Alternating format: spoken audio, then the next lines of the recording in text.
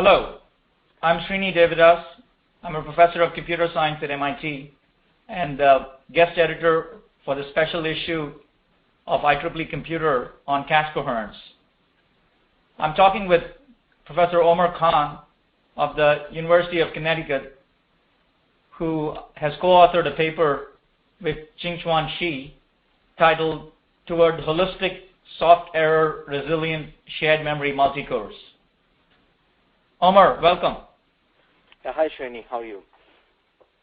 Omar, I thought we should start off by talking about soft errors and perhaps the requirements on architectures to be resilient to them. Sure.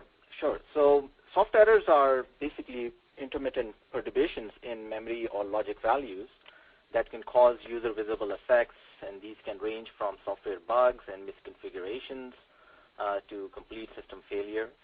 So in addition to neutron strikes from cosmic radiations or alpha particle strikes from packaging impurities, there are new issues like process variations, near threshold operating conditions that can easily cause timing violations.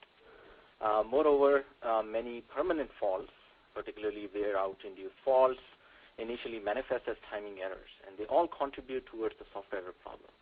And since these intermittent errors cannot be pruned at design time, pre-silicon or post-silicon, they must be dealt with using resiliency methods at runtime.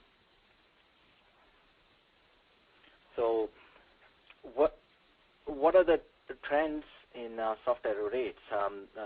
Why are soft errors important, and where are they going? And so let's first look at how severe this problem really is. As we enter this dark silicon era with technology scaling below 22 nanometer, researchers and industry pundits are projecting one undetected error every day. This failure rate is really unacceptable and must be dealt with using resiliency methods. We all kind of are familiar with redundancy mechanisms. They are well-known ideas in computer design. And they have been, and people have explored information, time, space redundancy mechanisms to deal with soft errors at circuit, microarchitecture, processor, all the way to system level. However, the challenge is that resiliency comes with trade-offs between error coverage and area performance and power overheads. So can you perhaps summarize previous work and indicate how your work as represented by your paper pushes state-of-the-art, Omar? Sure. So the traditional resiliency solutions need detection followed by recovery mechanisms. So practically all proposals in this domain rely on a checkpoint and rollback mechanism to recover from soft errors. However, detection mechanisms generally trade off coverage with overheads. And these overheads are performance, area, power. So for example, symptom-based mechanisms have very low coverage since they rely on coarse-grained detections such as fatal traps, hangs, panics, OS, higher OS, etc. This approach may be acceptable in certain application domains such as multimedia applications, but such a solution would be unacceptable for mission-critical applications. Imagine a processor running an application that controls a car's braking system. The error detection to recovery latency using a symptom-based method would be unacceptable. So what about software solutions? Well, there are a slew of solutions that do instruction duplication or invariant checking, but they still lack coverage. They improve detection to recovery latency, but on the other hand, they incur high performance and power overheads.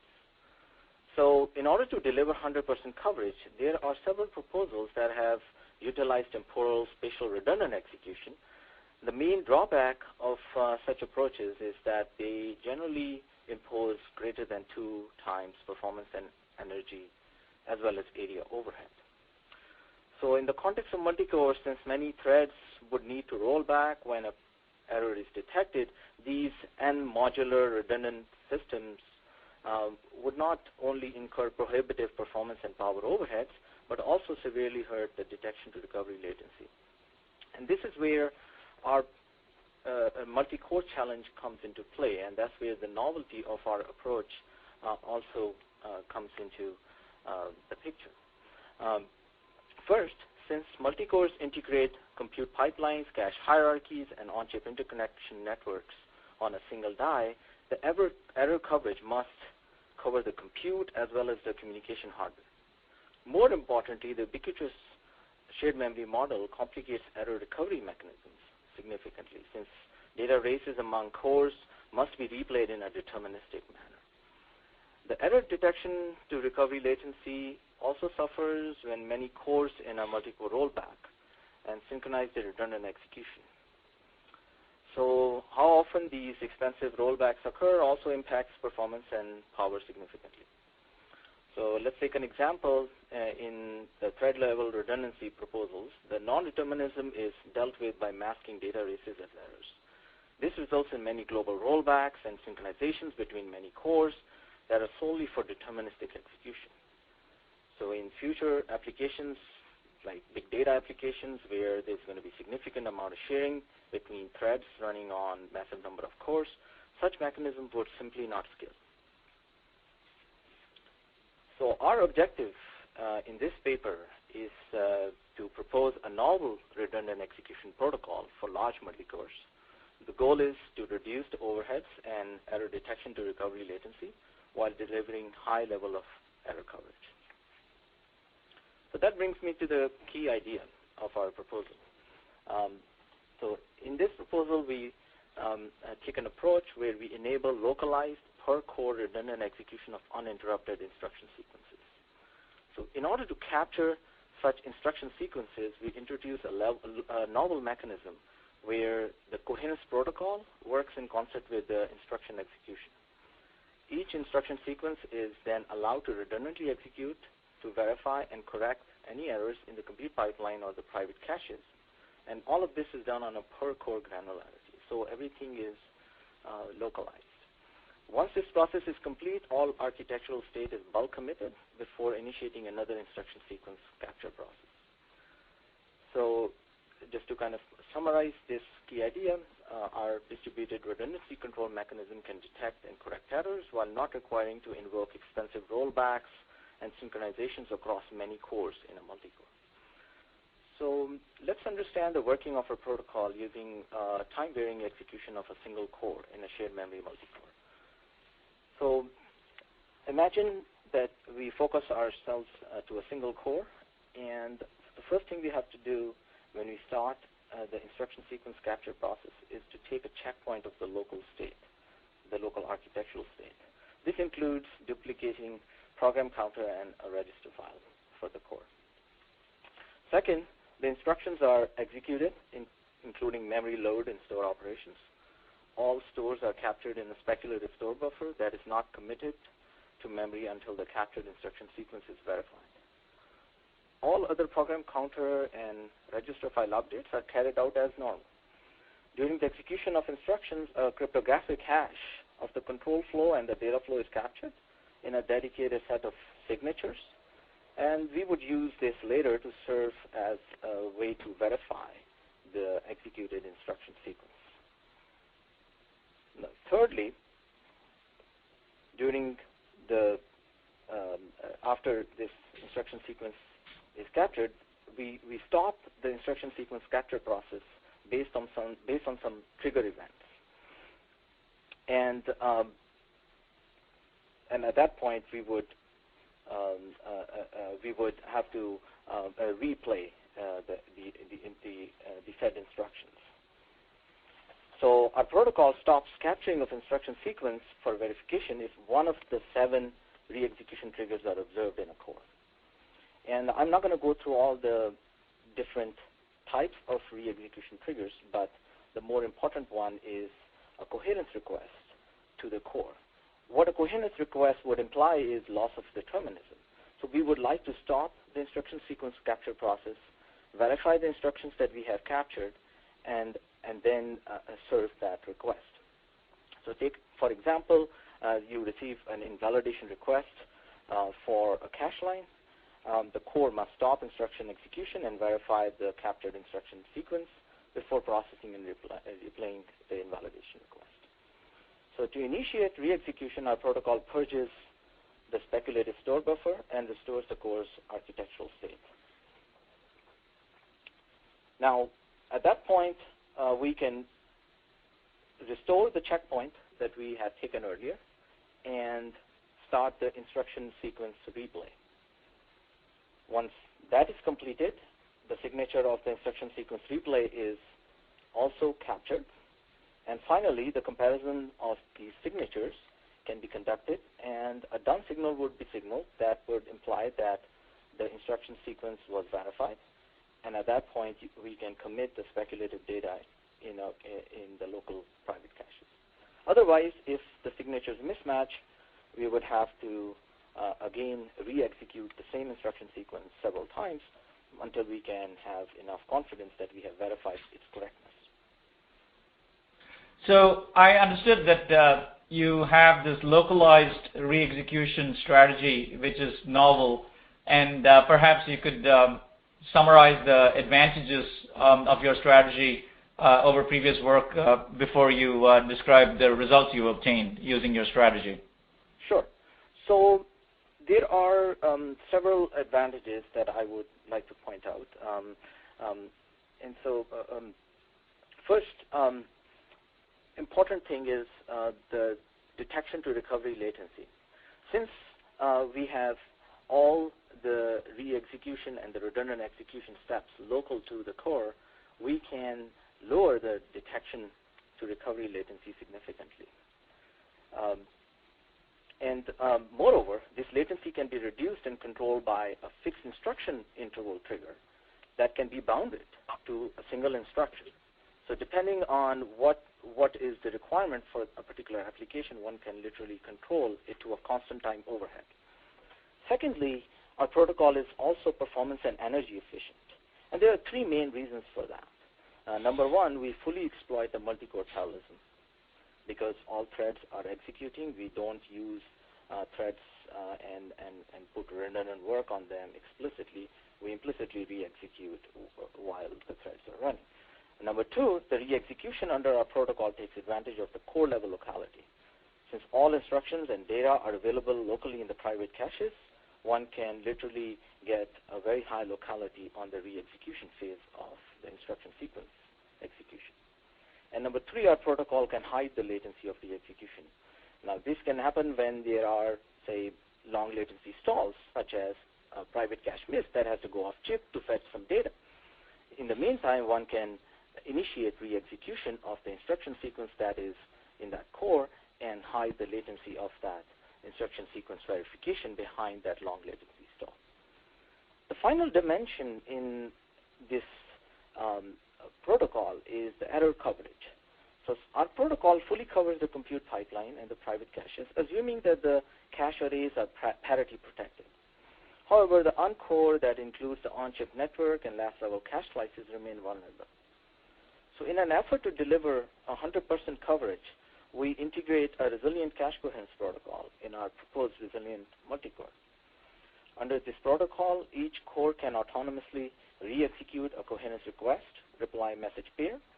This covers a private cache miss and all coherence messages introduced thereafter to complete the request. For example, the resilient coherence protocol can cover loss of a network message using a timer counter. The core's timer counter can replay the private cache miss and a done acknowledgement message pair after servicing the miss completes the request from the core safely. So it is important to note at this point that we do require information redundancy mechanisms such as parity or error correcting code in the caches. And the resilient coherence protocol can cover loss of network messages, incorrect routing decisions, and corruption of data in the directory, last level caches, or during transit in the network. So combining these two, we can achieve a holistic coverage of the compute and the communication hardware. Thank you, Amar. Perhaps you could summarize what your plans are on this topic moving forward, some problems that still remain to be solved, improvements to be made? Yeah, absolutely. So some of the interesting features of this protocol is that it enables us to trade off performance energy and energy with resiliency. So under our protocol, it is possible to choose when and which instruction sequences to redundantly execute. Others can simply be ignored by simply not invoking the verification steps. So with this feature in hand, one can explore many heuristics to selectively enable resilience. So in order to evaluate this, we implemented a simple heuristic where re-execution is only invoked for private cache misses. The main motivation to use such heuristic would be that hardware is most vulnerable when instructions are stalled because of private cache misses. And as I mentioned earlier, we can hide much of the latency of such private cache misses. Now what we found was that using this technique, we can achieve up to 42% coverage of the compute cores and about 100% coverage of the on-core while having a very low performance and energy overhead. So before I give you a summary of the evaluation, which would set us up for where we are and what are the future research topics we would be exploring, let me just briefly summarize the microarchitecture needed to support our resiliency protocol in a processor. So there are three basic structures that we introduce in each core. One is that we need local checkpoint of PC and register file state. So for that, we need duplicate structures. We need a speculative store buffer to hold the uncommitted data modifications. And we actually found through simulations that that structure does not need to be that big. It's about 4 entries per core, which is reasonably small. And then we also need the signatures to capture the hash of the control flow and the data flow so that we can perform verification once needed. And finally, we need the resilient coherence controller and the timer to make sure that any lost messages in the network or data corruption can be handled properly. So to summarize our evaluation, I would state some of the key observations we have made and the efficiency of doing selective re-execution. So what we found, first we compared our protocol to two baselines. One was where there is no resiliency, so you have as many cores as there are in a multi-core running the execution of the application. And second, we assumed a thread-level redundant multi-core where each thread is duplicated and run redundantly across different cores and checked using the same signature method that we have. However, it also assumes that there is no rollback or synchronization overhead for data races. That would add another overhead on top of that particular baseline. So this is strictly an idealized thread-level redundant system. So what we found was that our protocol does better in terms of energy and performance compared to a thread-level redundant baseline for the reasons I mentioned earlier. However, we observed that on average, our system is still about 1.55 times worse in performance and energy compared to a multi-core with no resilience. And this is where the selective re-execution comes into picture. With a simple heuristic that only initiates re-execution on private cache misses, the performance and energy overhead is 11 and 13% respectively, while the coverage of the compute pipeline is slightly more than 40%. I would like to mention that there is another advantage of our protocol, which is that it has very low overhead. It is very lightweight. It has local mechanisms. And we add only about 5,000 bits per core. In comparison, a thread-level redundant system, as reported in an HPCA 2008 paper, is in excess of 90,000 bits. So to summarize the advantages of our approach and where we would like to take this research, first and foremost, it reduces the frequency of global rollbacks and limits its invocation to exceptional conditions. So our first line of offense is to have a good defense, which is our mechanism. And then if something still trickles through, we would be able to correct it through traditional global rollback mechanisms. It reduces detection to recovery latency. It really exploits multi-core parallelism. It's lightweight, since all mechanisms are local. And again, it's low overhead. So the main thing with our protocol is that we can use the hardware or software to declare when to apply resilience, and the hardware would then implement resilience for us. So in future, we plan to look at techniques where the software could possibly guide the hardware as to when you would like to have resilience versus not. And this not only applies to mission-critical applications. One can have the same technique apply in multicolor simulations. You don't want to miss lots of iterations of a loop. You want to check that your simulation has some accuracy. And those things have to be protected. And we can protect those with simple resiliency on-off features in our protocol and through software collaboration. So in summary, our technique is deterministic. It allows deterministic, efficient, and scalable shared memory paradigm for resilient multicores. And we are very excited about this research going forward. Great. Thank you, Omar, for the great summary. And thank you again for submitting your excellent work to IEEE Computer. Thank you so much, Srini.